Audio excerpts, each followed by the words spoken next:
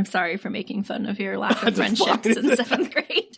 I also was struggling in 7th grade because it's a terrible year to be alive. 7th grade sucks. Danielle, please, you don't have to apologize.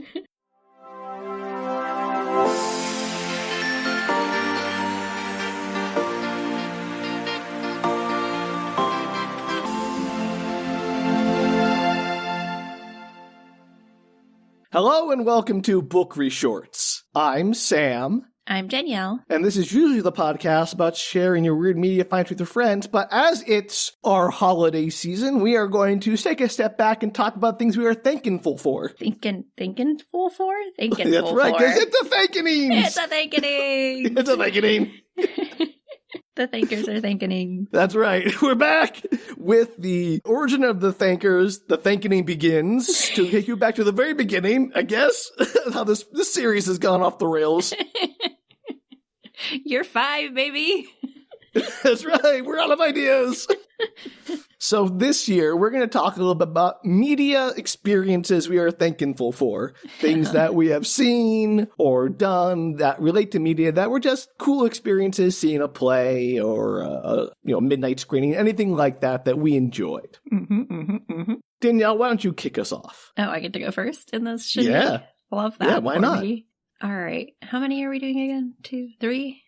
We can do 3. Let's see if we can get through 3. I can always cut one out. Perfect. All right, I'm throwing it back to this one experience I had. I was probably, let's say 12. Mm-hmm. I could look the year up on this. And Titanic had been released in theaters.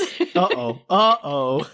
And it was like the second run theater, I don't know if those still exist, but some places have like a second run theater where it's like the B level. It's, 2 months later and it's still in theaters. Yeah. And Titanic was out for yeah. like a million years. So I went to the theater with somebody I didn't normally go to the movie theater with. Was it me? And it was not you. I didn't live in the same state as you yet.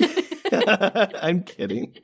This was like one of those good acquaintances that I did not spend a ton of time with. But for some reason, don't remember why, we ended up going to the movie theater together. And I am watching Titanic. I don't know if you're familiar with the plot of Titanic, Sam. Have you seen? Yeah, Danielle. I've been with the boat sinks. I got it. Okay, well, that's not what I'm talking about.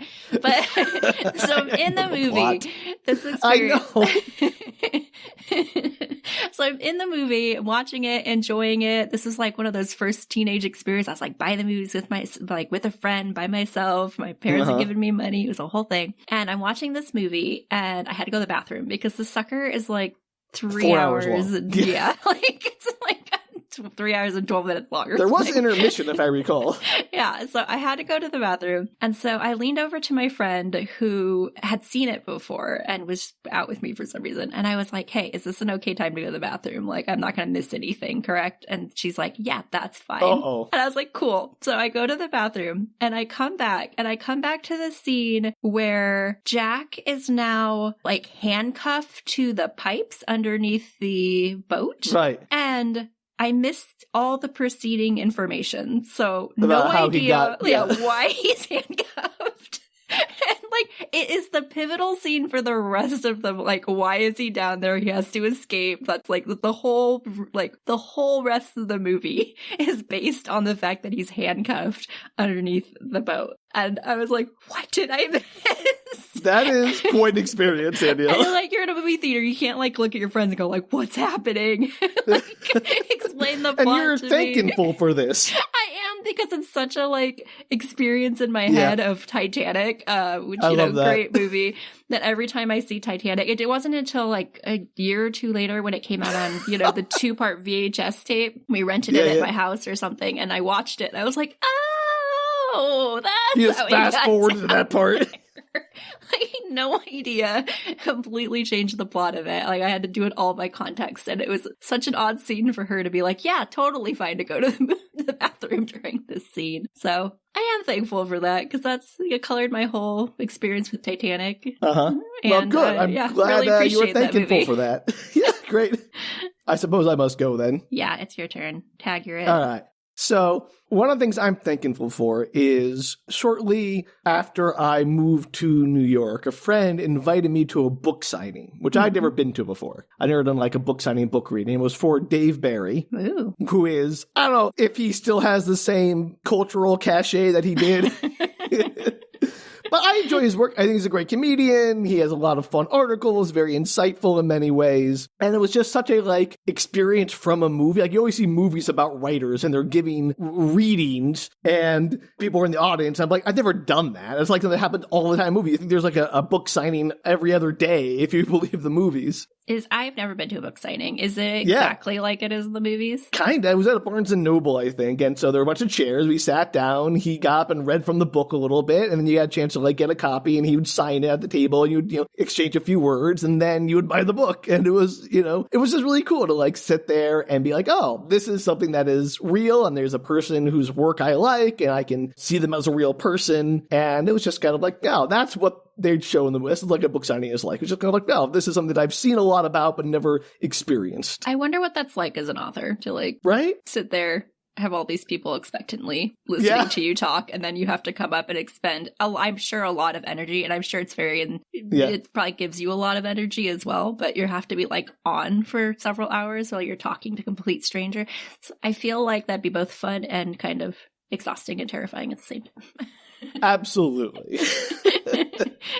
So yeah, book signings, they do exist in real life, Danielle. Who knew? Right? Okay, I knew that. I know, but just it seems like something that, based on movies, you would do a lot more of in your life. Yeah, I did really feel as a kid that I was going to grow up to possibly move to a major metropolitan city and go to book signings. Yeah, exactly. That was going to be a part of my life. And I checked it off the list. I did it. I've never been to one since. Well, some of us moved to metropolitan cities and some of us did not. There are book signings where you are, I'm sure. That is certainly actually 100% true. I can go out of my way to go to one for sure. So there you go, Danielle. What's your next thanker? All right, my next one. Sam, you've heard this story, but listeners probably have not heard this in detail, and I think it's hilarious. Personally. Okay, great. I'm on tenterhooks. I'm going through all the giant movie book release things that came out, I guess. So I'm sure you remember the Twilight series, much like you remember Titanic. I remember that the Twilight series exists. I know. Despite my pleading, you will not let me do them for the podcast. I know them too well. I've through osmosis and riff tracks and things I have seen enough of the Twilight. It's not the same, Sam. Right. It's not the same. Anyway, so obviously I had read the books. I was not I think they're called Twihards. I'm not. I know.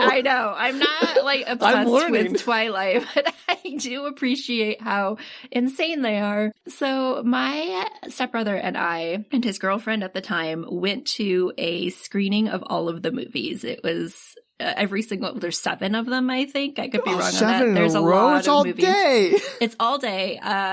You buy the ticket. It was not that expensive at the time, at least. You get a wristband. You go to the movie theater. You got some kind of discount on the treats. You could bring in your own stuff. They were being very blasé about if you wanted to. Yeah, you're there for 7 hours. No, you're there 14 hours. People had coolers. I'm sorry. Yeah. That's awful. Plus 14 plus hours. And there were local DJ came and was talking at the front and was trying to hype everybody up. And, that's incredible. Yeah, and it was a big thing between Jacob and Edward. So they'd be like, "Who likes Jacob?" And everybody would cheer. "Who likes Edward?" And everybody would cheer. And you see who could get louder. People got prizes. There were breaks in between each movie. At one point in the middle of it, there's a big half an hour break. We went and got Taco Bell and came back. So it was a whole experience while we were there, and ate a ton of food, obviously from the theater itself, popcorn and hot dogs and stuff.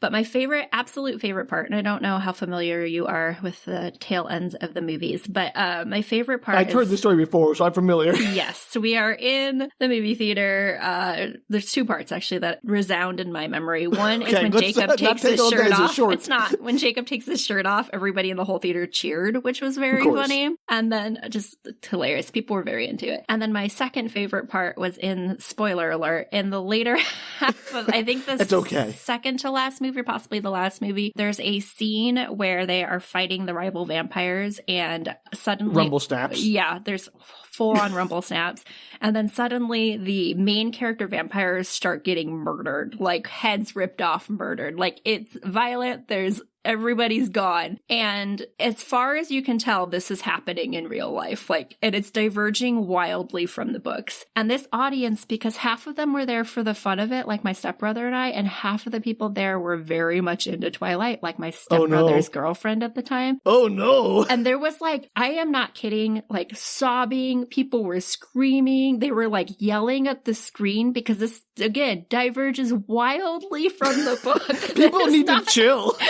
And then my stepbrother's girlfriend was like rocking in her seat. She's like, this can't be happening. This can't be happening. As like Cullens are dying left and right. And this goes on for several minutes in the movie. And then suddenly you realize that it's one of the character's visions. She has like future visions. And you realize the whole thing is just like what would happen if they went up against the rival vampires. And like, it was the biggest psych out in movie history. It was so good to watch with like 100 other people. That does sound like a fun experience. And my stepbrother and I were like crying from laughing so hard. It was so good. To this day, when he and I talk, it comes up probably every third conversation for us. I don't know why. It's like just a core memory for us. It sounds like a very good experience. Yeah, I would 100%. That was the second Twilight movie marathon I'd gone to. Went to like the second to last movie release and watched all 6 movies, and then or whatever it was, and then all the 7 movies. That's too much. No, it was so much fun. Would recommend it 1,000%. It was like one of my favorite movie going experiences ever. Period.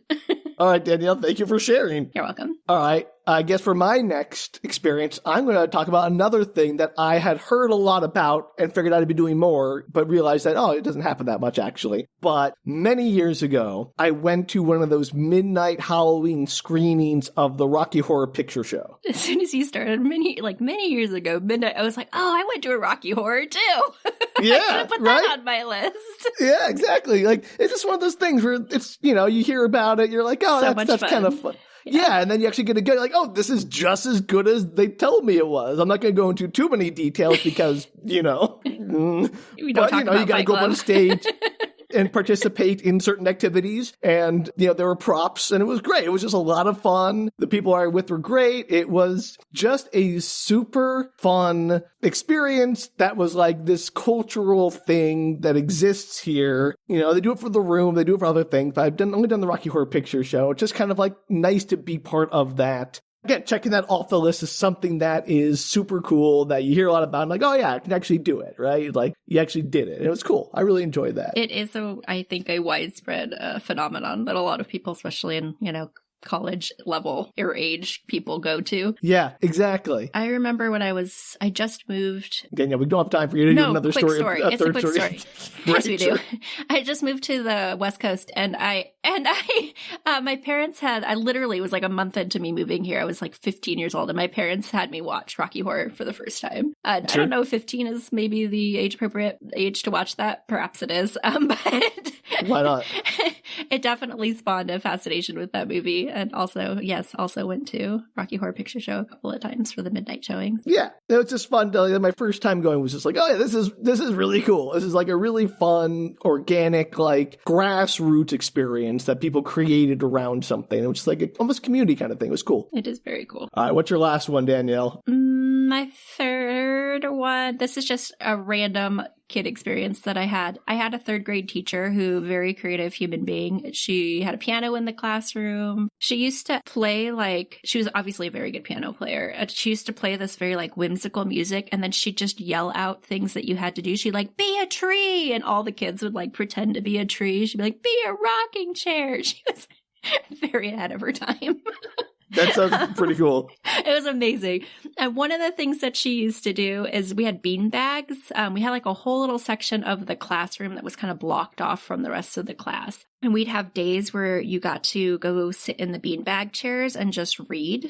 You could read anything you wanted. And she also would do things like if you did really well on a test or something like that, you got points, system. And if you got so many points, you got to go sit in the little room that had maps on the wall. And it was just a little cubby hole wall room. And there was a huge beanbag in there and you got to hang out and read and do whatever you wanted in there. It was the absolute best experience. 1,000,000,000 points to this teacher who, like, really Made reading great. Like, made reading the most fun thing, being creative the most fun thing. Like, she's just a fabulous third grade teacher. That is stellar. That's something to be thankful for sure. I think she really, like, drove home one of my love of reading was a lady who during class was like, go read! Like, you know, you're like, yes, I would love to. Thank you. That's great.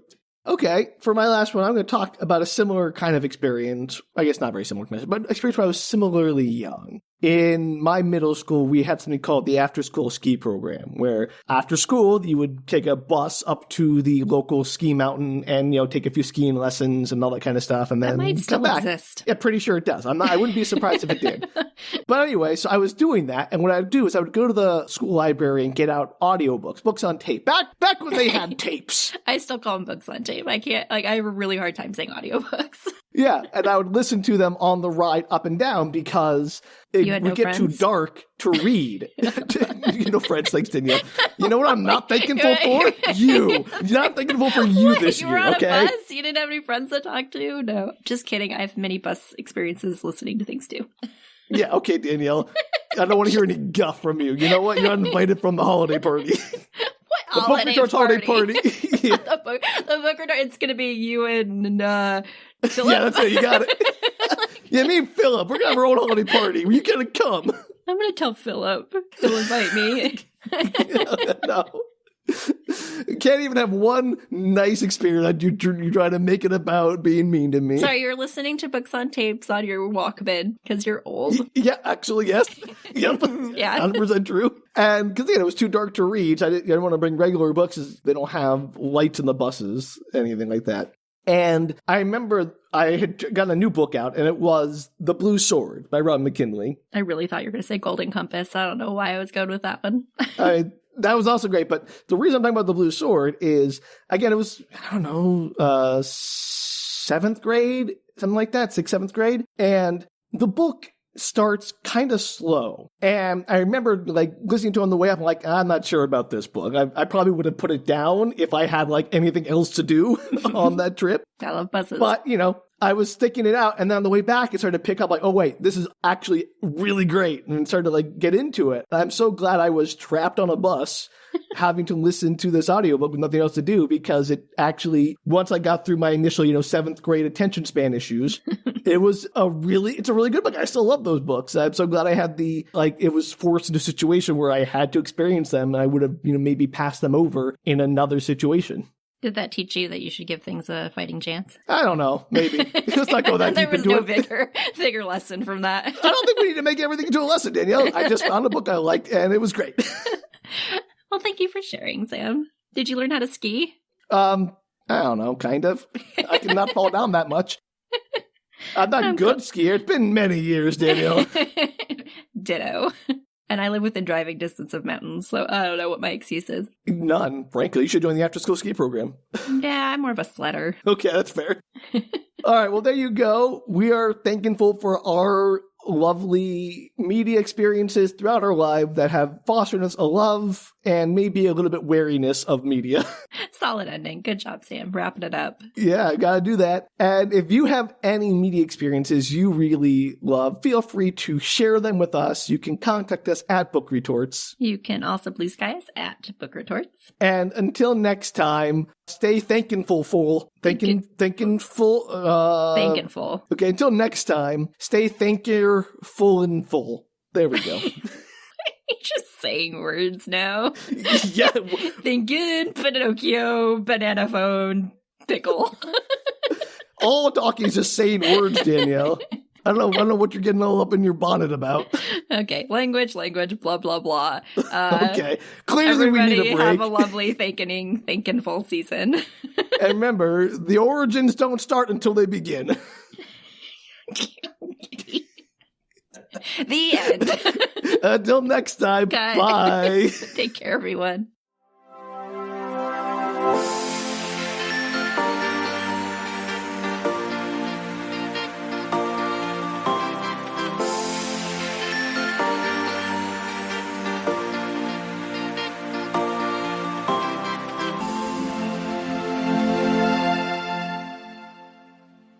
Oh, the title. I think should be The Thankening 5, Origins of the Thankenings. Okay, sure. How's that? Pretty good. It's very good. The Thankens Begin, maybe? Thankenings Begin? Breeding grounds. Okay, that's Thankening Grounds. He's Origins of the Thankenings begin. Greg, perfect. Thankenings begins. I'm not putting two colons are a pain in the ass to deal with on the website. Let's not do that. I do like the redundancy of... Why do the titles of our stuff crack us up so much? They're not funny. I mean, they're kind of funny. Oh my gosh. They're not as funny as we think they are, though. I feel like we could put a compilation of ourselves laughing at our own titles. Yeah, look, they make us happy. I know what else matters. Can we make originating of the Thankenings beginning? No. Too much? Yes. I don't want to hear that from you. What's that? There's a famous quote from like Coco Chanel or something that's like, you should always take off the last thing you put on before you leave. You put all your accessories, then remove one. That's how I feel about that title. Okay. Just step it back one step.